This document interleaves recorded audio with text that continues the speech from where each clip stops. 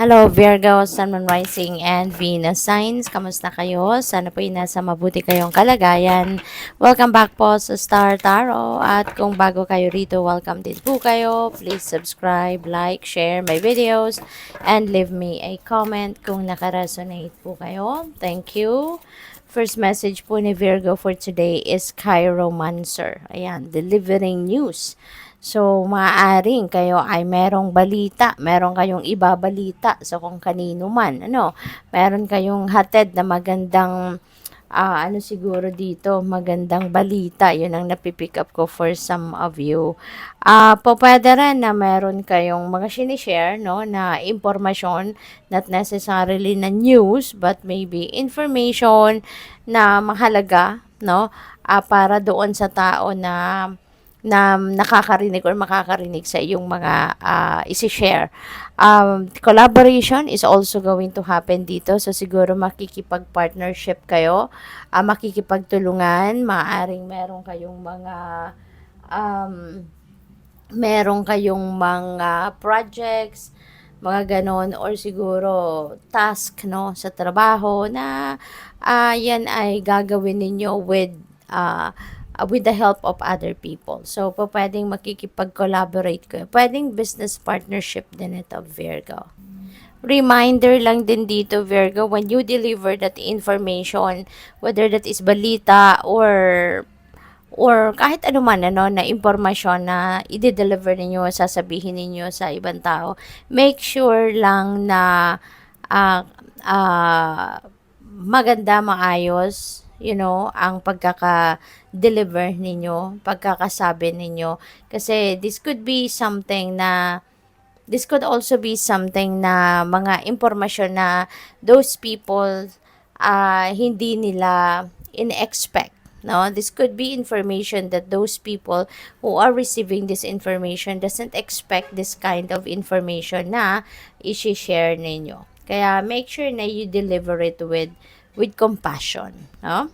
So, what else? We have the diviner. Ayan, divine timing and evaluation. So, maybe, this is a reminder for you na everything is divine timing. No, lahat ng nangyayari sa buhay natin happens or unfolds according to the divine order and timing. So, maaari na you are waiting for that divine timing, for the things to happen. Yung mga minibithin ninyo, pinagdadasal ninyo, yung mga ganon. So, siguro, pwede rin, na you already have done everything you can para mag-come to fruition, no, yung kung ano man ang hinihingi ninyo.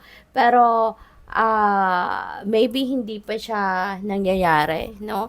Hindi pa siya nangyayari. So, maybe now is the time for you to evaluate, no? Maaring panahon na ito para i-evaluate mo kung ano na nga ba ang mga nagawa mo, 'di ba? Para siguro ma-figure out mo dito kung nagawa mo na nga ba talaga ang lahat or kung meron pang hindi nagagawa, ano pa sa tingin ninyo ang posible na pwede pa ninyong gawin, 'di ba? Para makadagdag doon sa kung ano man yung mapabilis, or makadagdag pa para mas magiging maganda ang magiging consequence or magiging outcome, no, ng ginawa ninyo. So, it's about time na siguro din to arrange things, para na pagdating ng when divine timing happens or when divine timing comes, 'di ba? So, ready na kayo. Kumbaga, nakahanda na kayo, naghihintay na lang kayo, everything is already in place, in preparation para sa pagdating ng kung ano man itong pinagdadasal mo or ano man itong minimithi mo. 'Di ba? Kasi we should also remember, Virgo, na sometimes the divine is not giving us yet kung ano yung gusto nating ma-receive, kung ano yung pinapakiusap natin sa kanya na ibigay sa atin. Kasi sometimes we are not ready yet. Sometimes, dasal lang tayo ng dasal, humihingi tayo, nagpapatulong tayo. Pero hindi pa rin naman natin na paghahandaan yung ano ang gagawin natin. Pagdating nung hinihingi natin, pagdating nun, handa na ba tayo? Anong gagawin natin doon? How are we going to navigate our lives? 'Di ba? When whatever that is na hinihingi natin comes sa buhay natin, 'di ba? Kaya we should also remember that, no, na kailangan kapag nagdadasal tayo, when we are asking for something, 'di ba? Kailangan ready na tayo, no? Kasi anytime na dadating na siya, alam na natin kung paano na natin ina-navigate ang buhay natin. Paano natin ipopwesto yung sarili natin. Ano na yung mga gagawin natin after that. 'Di ba? So, maaaring yun din, isa yun sa dapat nating i-consider, no, when we are praying for something. We have adventurer. Ayan. So, maybe, so parang ang iba sa inyo dito siguro, Virgo, there are so many people around you that has napakataas, no, na expectation of you. Siguro they are expecting you to be something, you know, at mabigat yun sa loob ninyo, mabigat yun na bit-bit, no, yung parang meron kang mabigat na responsibilidad, 'di ba? Para tuparin or sundin kung ano man yung mga ine-expect nila sa'yo. No? Yung mga taong nasa paligid mo. And maybe it feels like it's a huge responsibility for you.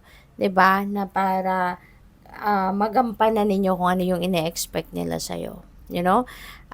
But yeah, so maaari din ang iba sa inyo rito.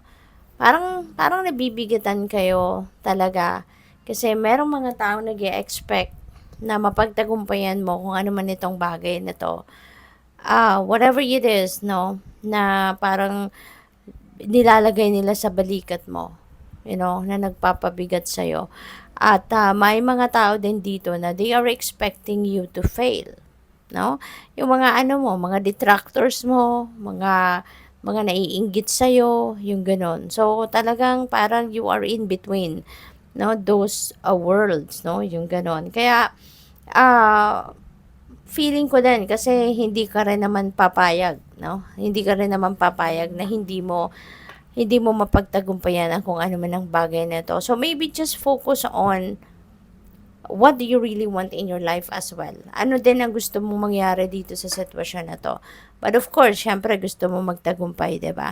Pero wag mo na sigurong pansinin yung expectations ng iba sa or kung ano man yung mga outside yung influence ng outside forces sa gagawin mo or sa buhay mo in general. So, siguro, deadma ka na lang and just focus on what you can do. Just focus on what you want para doon ka maglagay ng ano mo, ng oras mo, 'di ba? Sa kung ano ang kakayanan mo, no? Gawin mo hanggang saan ka makakarating, no? Kasi I'm confident na Virgos are also like like the fire signs na you also have the go-getter attitude, diba? Kung ano din yung sinet mo sa isip mo, gagawin mo din yun na mapagtagumpayan mo. So, good luck sa'yo. So, what else? We have judgment. And this is time for evaluation talaga, no? So, diviner, and parang kino-confirm lang ni judgment, no, yung message ni diviner na it's time for you to evaluate what is happening in your life. Kasi po pwedeng meron ditong mga there is an opportunity for you to give yourself a rebirth, 'di ba? Yung parang magbabagong buhay ka, magdedesisyon ka dito to change the course of your life, no? And before you can do that, kailangan ninyo na examinin mo na ano na ang nangyayari sa buhay mo, nasaan ka na ngayon sa journey mo, yung ganon. So that you would know kung ano na yung mga dapat mo pang gawin, ano yung mga dapat mong iwanan, dapat mong tanggalin sa buhay mo, at ano yung mga dapat mong pagkaabalahan. So we also have the tower. There is change. This is a massive change na maaaring mangyari sa buhay mo, at ang mga pagbabagong ito, mga pagbabagong hindi mo to sukat akalain. Mga pagbabagong hindi mo naman plinanong baguhin, but it is the divine going to change it for you. It is the divine na magbabago nito, no? Para sa'yo. Gusto ng universe ngayon na mapunta ka na sa sitwasyon na dapat mong kalagyan, no? Divine timing. Okay? Divine timing has come for this area of life, no? Maayos na. Papunta ka doon sa, i-align ka ng pangyayaring ito doon sa kung saan ka dapat mapunta. You are going to be aligned with your destiny and with your purpose sa ngayon. Kaya, just embrace it. Pagdating ng pagbabagong ito, just embrace it. Huwag na nating kontrahin, ano, Virgo? Huwag nating kontrahin, huwag nating salubungin. Let's just embrace it because this is the divine universes putting you in a place, no? Kung saan doon ka na magiging magsisettle for now because that is where your destiny is. So, what else? We have two of pentacles. Ayan. So, feeling ko, related ito dito kay adventurer. 'Di ba? Kasi, yun nga, maybe you are in the middle of both worlds. Ika nga, no? So, maybe, at some point, merong siguro nalilito ka. May mga point na nalilito ka kung ano na yung gagawin mo. Susundin mo ba? 'Di ba? Yung mga gusto ng iba or susundin mo yung gusto mo, 'di ba? Anong path ang tatahakin mo? The path that will make you happy or the path that will make others people happy? And di ko compromise mo yung sarili mong kagustuhan. No? So, gano'n. So, good luck sa'yo. Thank you for watching. Love and light. Namaste.